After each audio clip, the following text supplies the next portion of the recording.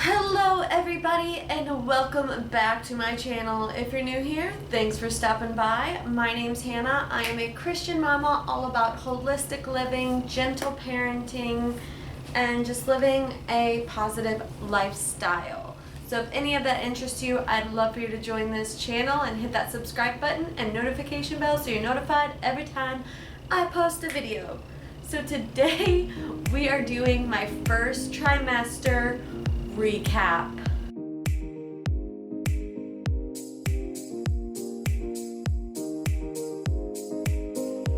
Gonna be honest, I am actually getting ready to go into my third trimester sometime in the next week, pretty sure. I should probably know this.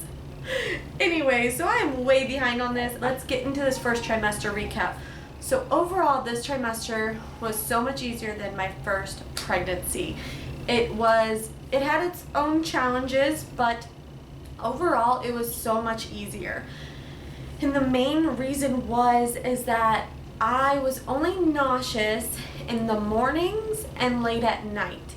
But throughout the day, I still had an appetite and I felt fairly normal. So even the nausea didn't hit till about 6 weeks, and it only lasted the intense part till about 9.5, 10 weeks. Again, so different from my first, where it was like I could not look at food any time of the day, never had an appetite, always felt nauseous, like severely nauseous for the whole first trimester all the way up until about 14 weeks. Didn't matter what time it was. So this one was honestly, because I had gone through that, I was like, wow, this is easy, even though I was feeling other symptoms and I just felt blah, to be honest. You'll know if you've been pregnant and gone through that first trimester what I mean. Even when you don't feel super nauseous, you just feel ugh. And that's the best way I can describe it. And the fatigue throughout that whole first trimester and even lingered on into the second was extreme. And I don't remember it being like that with my first, but again, with my first, I was so caught up in the nausea. So it probably was, I just wasn't focused on it. But the fatigue this time, wow, I could sit on the couch all day long. In fact, many days that's what I did. We don't watch TV in my family. It's very rare, especially for my toddler. It is so rare for him to watch TV. He watched more TV in that first trimester than his whole lifetime up until that point. But you gotta do what you gotta do. That was something I really mentally had to get over, which brings me to how my mental state was.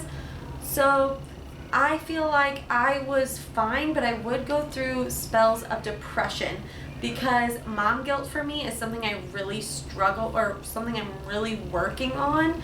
And so just having to put my son in front of a TV so I can sit back and just sit was mentally an obstacle. It was an obstacle, along with just being so fatigued. I am a very busybody person. I like to be doing things, getting things done.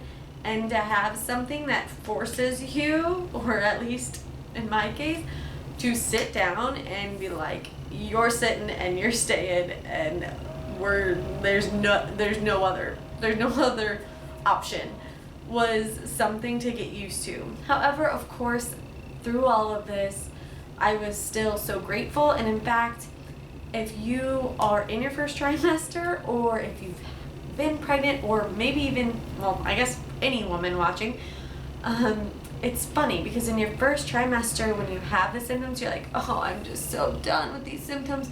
And then when they all go away, like when you have that minute, 10 minutes, an hour of feeling somewhat normal, you're like, you start to get worried. At least I did. I'm like, oh my gosh, I hope everything's okay. Is everything going all right? And then I'd have to recenter myself, be like, Hannah, trust in God. He knows what he's doing. This is not for you to worry about. So that was that as far as mental state went. As far as cravings, I craved such junk food. I'm not kidding. I ate more junk food in that first trimester than I have in years, which is not like me at all. I eat super, super clean. I eat whole foods.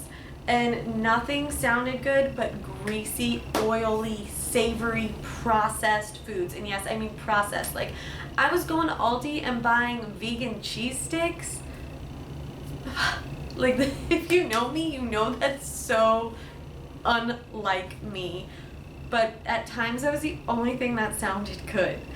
And so that was another thing. So that leads me to the next symptom, which was acne. I guess the unhealthy eating mixed with, and of course I say unhealthy, I still had healthy foods in between there. But for me, it was unhealthy eating. And mixed with pregnancy, mixed with life, my skin, woo-wee, my skin was flared up for a long time. In fact, that also lingered into the second until I actually was able to start eating healthy. And even eating healthy, it didn't clear it up all the way. I had to change my skincare up, which will be in a separate video. And now I'm back to being confident with my skin, which is ironic because this morning I woke up with a pimple right here. And it hasn't been like that for weeks. And I was like, funny, I planned to film this and talk about how I finally got my skin. But it was one little pimple. Ain't gonna hurt anybody. Early on in the first trimester, I had round ligament pain. And then to the end of the first trimester, I started to have it again. Mainly when I was asleep, which is so funny because they say when you're resting, that's usually what kind of helps the round ligament pain. But I think, it was just from my body expanding. If I got up a certain way or moved over a certain way in my bed, it would like send the shooting ligament pain.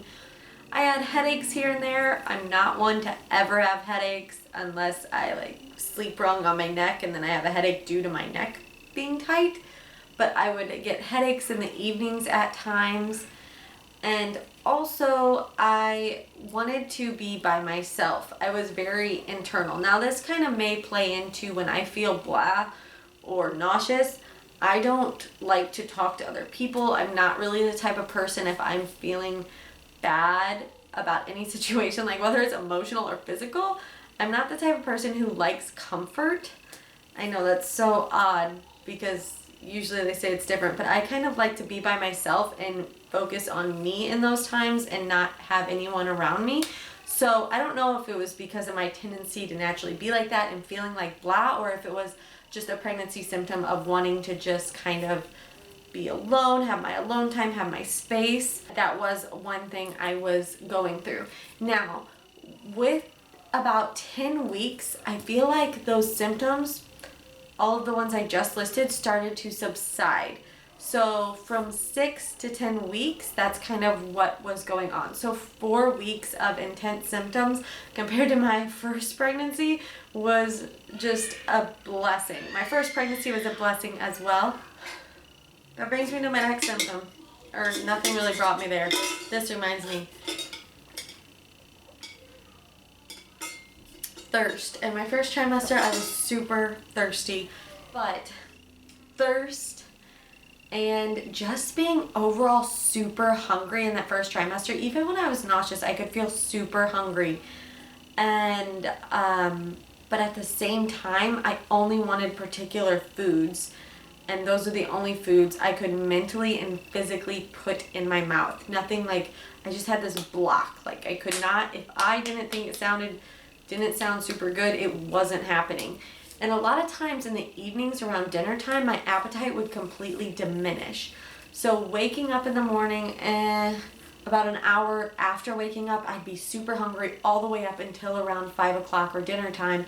And then like I'd be making dinner and I'd start out really hungry and I'm like, it's gonna be so good. Like I'm making this good dinner. And then dinner would be ready and I'd be like, no, it's not happening. So I just relied on protein smoothies, to be quite honest, something that was light, less savory, and to get me through and just to satisfy any little hunger I may have had, or at least make it to where I didn't wake up super hungry the next morning. So overall, the first trimester this time, it was amazing. Like, definitely compared, like I said, to the first, it was a blessing. And they're all blessings, but you get what I'm saying. So thank you all for watching this first trimester recap, and I will include a clip of one of my bumps. I think it was around 16 weeks, because you really didn't notice anything. Like, it just looked kind of like I had a bloated belly all the way up until about 15, 16 weeks, and then it was like, boom, that bump was just like, whoop, baby was right there. So I'll include a clip of that at the end.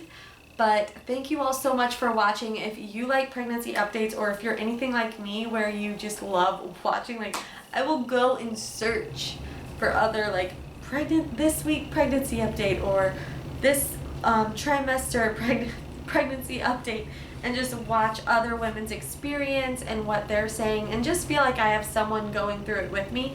If that's you, give this video a thumbs up. Let me know your due date down below.